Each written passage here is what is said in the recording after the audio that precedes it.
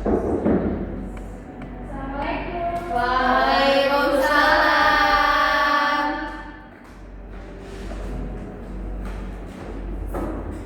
Halo teman-teman, apa kabar? Alhamdulillah, luar biasa. Allahu Akbar. Alhamdulillah, saya senang sekali mendengar teman-teman kalau semuanya sehat. Semoga kita semua selalu dalam perlindungan Allah Subhanahu wa Ta'ala. Amin. Oke, anak-anak semua, sebelum kita memulai bimbingan klasikal pada hari ini, alangkah baiknya kita berdoa terlebih dahulu ya. Kalian ada yang mau memimpin doa? Oke, silakan. Sebelum dimulai kegiatan bimbingan klasikal pada hari ini, alangkah baiknya kita berdoa untuk kepercayaan masing-masing dimulai.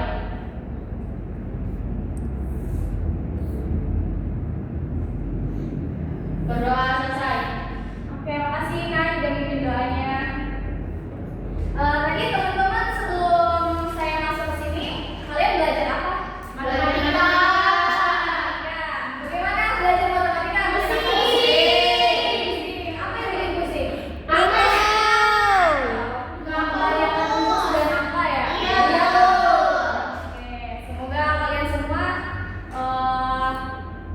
bisa mempelajari matematika itu ya, meskipun pusing-pusing. Amin. Di sini siapa tadi yang gak masuk? Mahmud. Juben. Mahmud sama Juben? Ya. Kira-kira kalau Mahmud kenapa gak masuknya? Oh sakit. Juben kenapa? Bisulan. Yang benar bisulan. Iya. Gak bisa duduk dia di kelas. Oke, jadi Mahmud sama Juben sama-sama sakit ya. Oke, teman-teman kita doain ya teman-teman kita yang gak masuk semoga bisa mengikuti kelas lagi dan semoga sehat kembali. Amin. Amin. Oke, teman-teman. Kira-kira teman-teman tahu nggak? Ibu masuk ke sini mau ngapain? Bimbingan klasikal.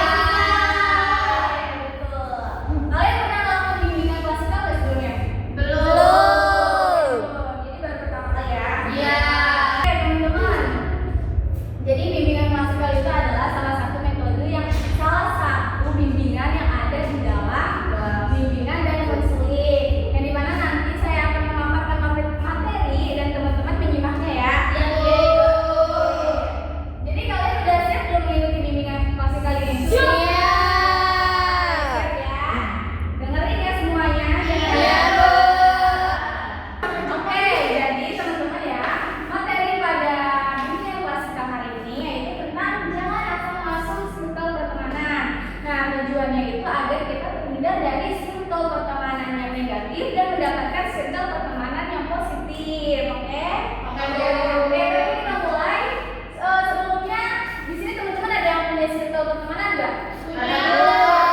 Aku boleh diceritain circle pertemanannya dari Nay. Bagaimana? Jadi Bu, saya tuh banyak temennya Bu. Jadi misalnya kan, saya di kelas ada teman circle, terus di luar kelas juga ada circle, terus di luarnya lagi juga ada circle.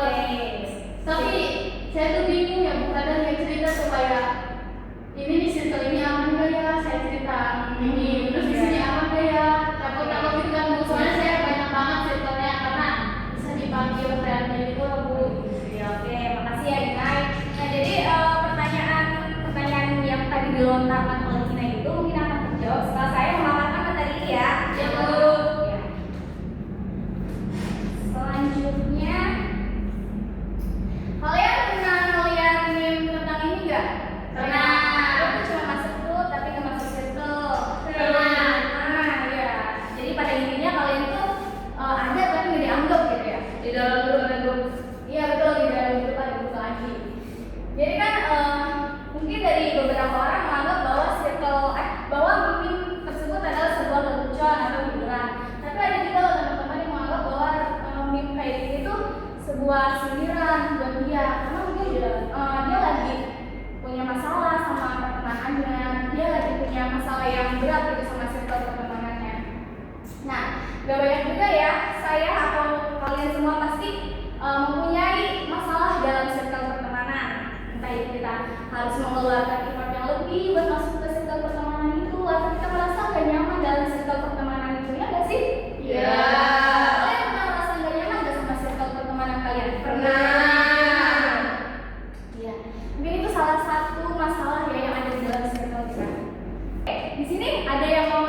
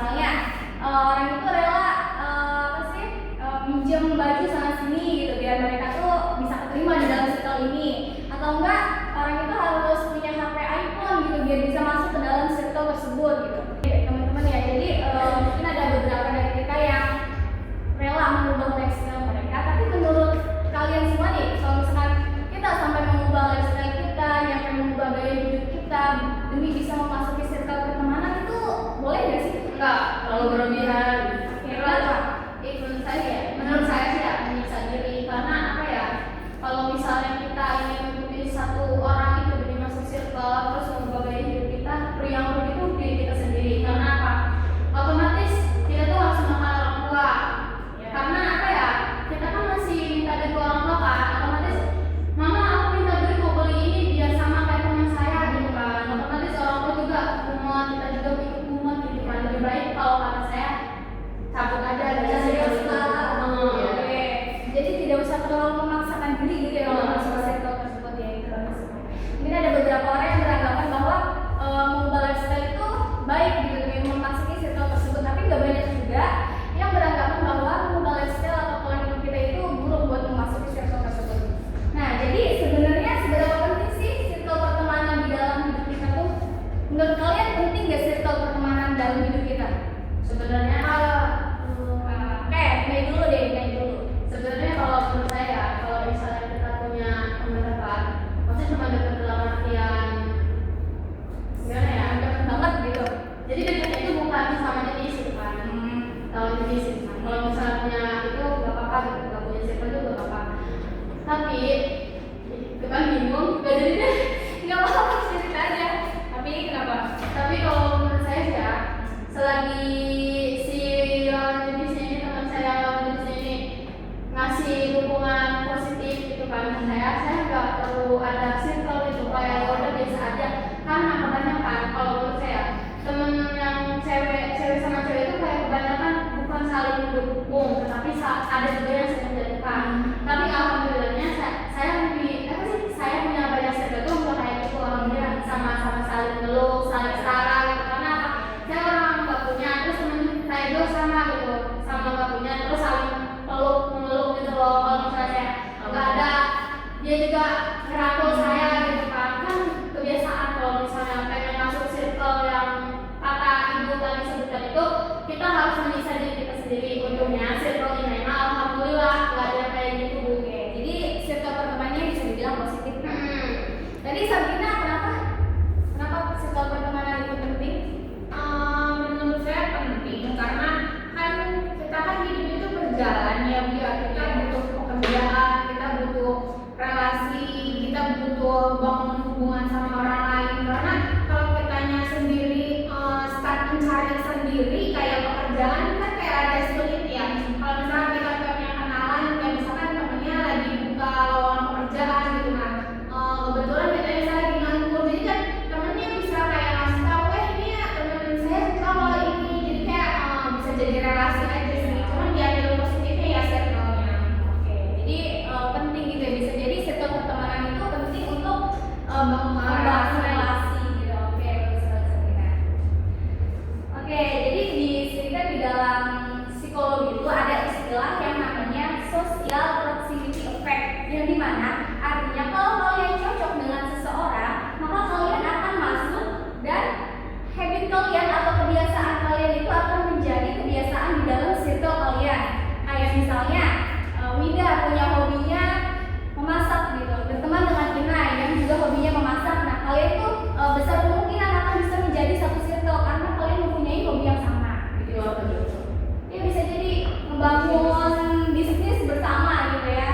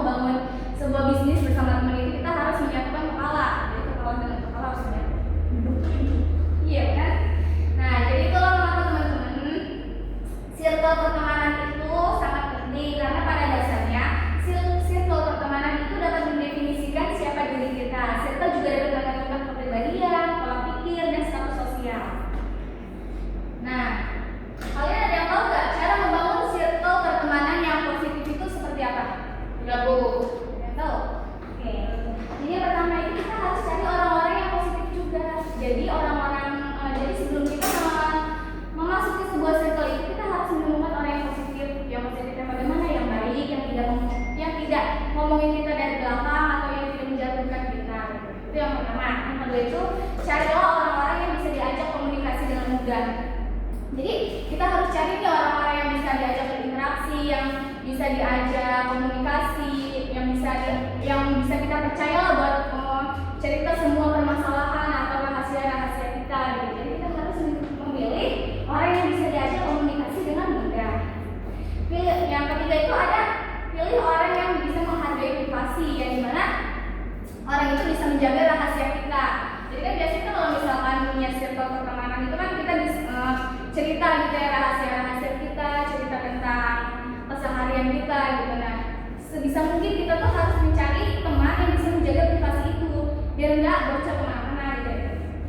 Yang keempat itu jangan terlalu memaksakan diri. Jadi kalau misalkan kalian udah gak nyaman di dalam circle tersebut, banyak aturan, banyak lifestyle yang harus berubah, itu kita nggak baik yang memaksakan untuk bisa masuk ke dalam circle itu, karena bagaimanapun juga kalau misalkan kita memaksa, kita sendiri yang bakal sakit dan kita sendiri yang bakal susah. Ya Bu. Nah, yang terakhir itu hindari orang-orang yang toksik. Jadi orang toksik kan identik dengan sesuatu yang negatif ya kan. Jadi hindari orang-orang yang toksik, orang-orang yang suka berkata kasar atau kelakuan-kelakuan yang negatif seperti itu. Boleh? Oke, silakan. Ada yang mau bertanya, teman-teman? Oke. Kalau sama orang baru kita kan tahunya dia baik ya Bu. Ya. Ternyata kan hasilnya nggak baik gitu. Terus kayak suka ngomongin di belakang. Terus kalau misalkan kita balas dengan ngomongin di belakang itu gimana Bu? Itu ya berarti itu sebisa mungkin kita jangan ikut terbawa arus ya, karena itu kan salah satu orang yang negatif gitu ya. Jadi kayak sebisa mungkin kita jangan sampai terbawa lah gitu, kayak jangan sampai kita juga ikut-ikutan ngomong seperti itu lah. Iya Bu. Ya. Ada lagi? Bu, Hah? kan saya kan sering ngomong kasar kayak misalnya gitu kan, ahamnya bahasa anak sekarang Ya, gitu sebulan gitu ya. Terus circle saya juga kayak itu termasuknya toxic Bu. Iya, itu termasuknya salah satu yang tergantung sih. Kalau misalnya kalian punya tanpa sebab gitu, kayak tiba-tiba gitu ke orang gitu, itu termasuknya salah satu yang toxic. Tapi kalau misalkan kita buat menyindir seseorang yang emang kelakuan yang gak enakin ke kita, itu ya menurut saya biasa aja. Tapi Bu, kan di dalam circle saya itu kan sering kebanyakan ngomongnya kayak gitu kan Bu. Tapi enggak negatif Bu, itu bahaya nggak Bu? Cara mengubah biar nggak ngomong kayak gitu lagi di dalam circle pertemanan gimana? Itu harus dibiasain dari diri kitanya. Jadi kalau misalkan nih kamu ya seperti yang ngomong anjay gitu, nah teman-teman di circle kamu tuh harus ingat kita juga boleh ngomong anjay gitu, ingat itu tuh nggak baik, itu tuh negatif gitu. Nah, saling mengingatkan aja jadi di dalam circle itu. Oh Bu, belajar ya? Iya Bu. Jadi di dalam circle pertemanan itu kalau misalkan kalian tidak bisa berkembang di dalam circle pertemanan itu bisa jadi circle pertemanan yang negatif. Cobalah kalian untuk keluar dari circle pertemanan itu dan mencari circle pertemanan yang positif. Seperti itu anak-anak. Makasih Bu. Oke. Jadi di sini saya ada lembar kerja ya. Saya minta teman-teman untuk mengisi lembar kerja ini. Yang pertama kalian harus menulis identitas sesuai dengan identitas yang asli ya. Isi ya.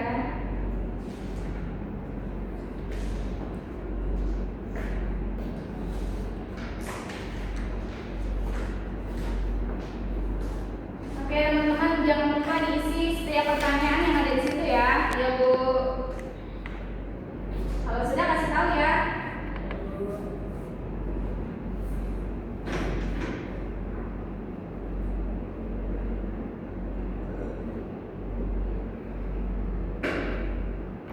Ada yang tidak dimengerti dari soal yang saya kasihkan? Ngerti Bu.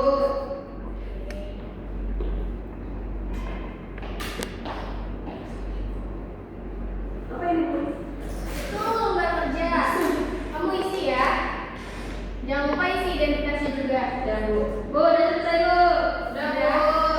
Baik, kalau sudah, saya minta kalian untuk mengisi instrumen evaluasi ya. Jadi sejauh mana kepuasan kalian terhadap bimbingan pascal yang saya berikan. Iya Ibu. Isi ya. Jangan lupa isi identitas.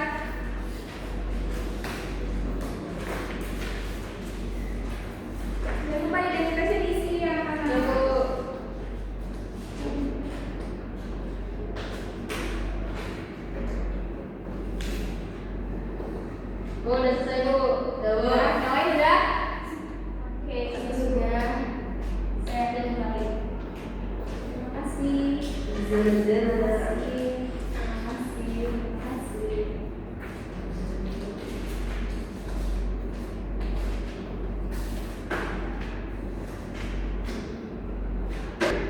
Oke, dari materi yang saya paparkan tadi, ada yang mau mengambil kesimpulan yang didapat? Silakan. Inai, ya. Jadi menurut saya dari yang dipaparkan tadi, kita itu harus menghindari pertemanan yang toksik. Ya. Harus mempunyai circle pertemanan yang saling tolong menolong, merangkul dan mengasihkan feedback yang baik. Salah satunya kita harus berkembang bersama-sama, building up together. Kita semua